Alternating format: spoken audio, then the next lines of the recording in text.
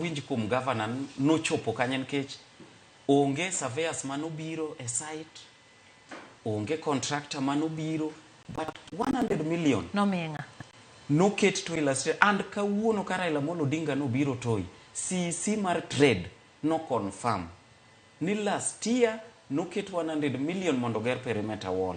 Onge gimona kete maybe inte ja ohala moro magombo nang'eni pesa ni nokete kanyo, okete ntie account moro ma untiere go koso nomiye ng'ato koso nochiwe nang'o?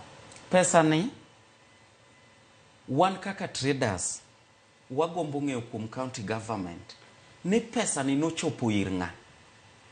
Pesa ni noreme committee mar assembly kose pesa ni noreme office mar department kata mar department mar disaster. Wadwa ng'eyo kama pesa ni nogike nyaka sani nikech kata traders penjo officials mag chiro nto pesa mane MCS of promise ni ibogergo perimeter wall Toi, pesa ni kany kawuono CC mar Nairobi County mar trade no confirm perimeter wall no siket pesa ni.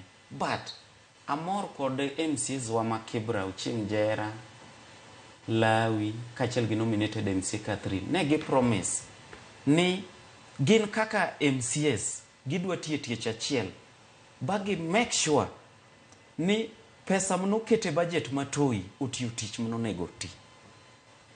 Koro okapar ka department mar disaster nyalo interfere gi pesa mno gwe ni kelo ne markets ma Nairobi.